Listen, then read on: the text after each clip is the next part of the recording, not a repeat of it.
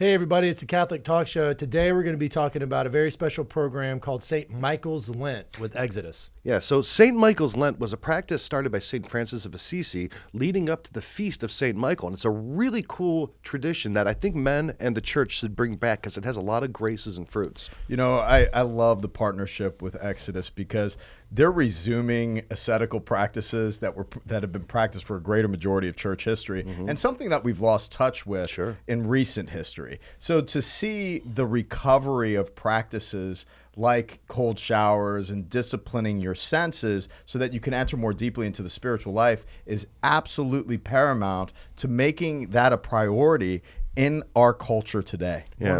One of my kids' favorite things in their room is the statue of Saint Michael. I mean, they cherish it. They've broken pretty much everything in their room except for that statue.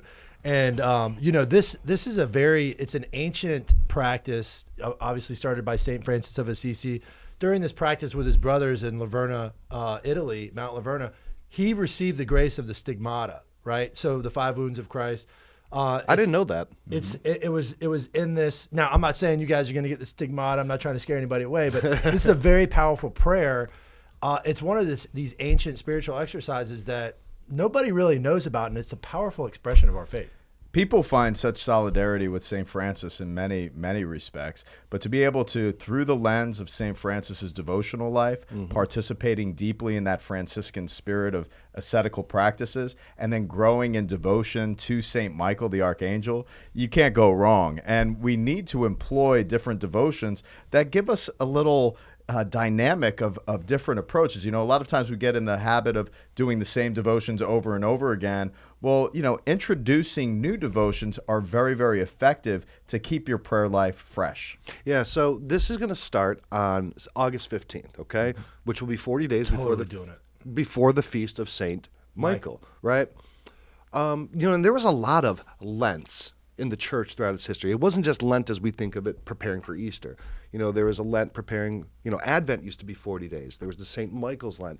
And they're 40 days, and 40 days of preparation is a very biblical number. Our Lord went into the desert for 40 days, and, the 40 years of wandering. But, for these 40 days, you're going to be practicing asceticism and fraternity in honor and preparation of our great spiritual defender, St. Michael. And St. Michael is the patron saint of Exodus. And because this is a men's program, I don't think there's a better saint that we could have to really put on that armor, like to be that estovir, to be a man, to be warriors on behalf of Christ and this church. In a land of excess, when we're surrounded by all these things where our appetites are filled in every sense that God has given us, it is so important to enter into periods of fasting and to employ more than just Lent. A lot of people don't even remember that Advent is a time of fasting and disciplining your senses. But to open up other opportunities, that's why I'm so glad that we partner with Exodus, because they help us structure these other times of discipline. Yeah. So, some of the statistics of people who go through these practices with Exodus, and they got a lot of great programs. They have 21-day challenges, they have 40-day challenges, 90-day challenges. They have a lot of different programs that are designed to help you really improve yourself as a man. But the outcomes of those are really impressive. One of the things I think that's really interesting is that men on average say that they are saving $100 a month when they're going through Exodus because one of the principles is not making frivolous purchases. So Exodus is, theoretically, it's more than paying for itself, and it's giving you a spiritual disposition towards simplicity. Men say that they're praying way more. They're doubling their silent prayer time. They did this survey of the men, the tens and tens of thousands of men who've done it. They're experiencing greater joy. They're closer with their wives and their family. They're growing in the virtues of chastity and sobriety.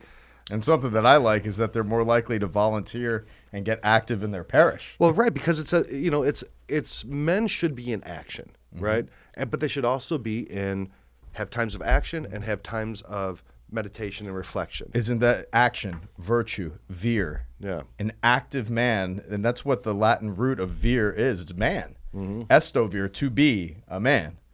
So like that sense. To be in action. To be in action. You need to be a man in action. If you're not a man in action, That's what culture makes fun of. Popular culture makes fun of that. It's the Homer Simpsons, you know, like that's not man. I'm sorry, it's not. Yeah, and our modern culture really does produce a lot of Homers, right? Yeah, they do. Yeah, and not enough St. Michael's, right? Yes. So this is a great program. So again, this is starting on August 15th. It's a 40-day Lent, preparing you for the Feast of St. Michael and to really get you in touch with your masculinity and your relationship with God. So go to CatholicTalkShow.com/hollow, download the app, and do this challenge. This is a really cool challenge, very traditional, but also using this app in a modern way. It's a great synthesis between this 1,000-year-old tradition and the best use of technology.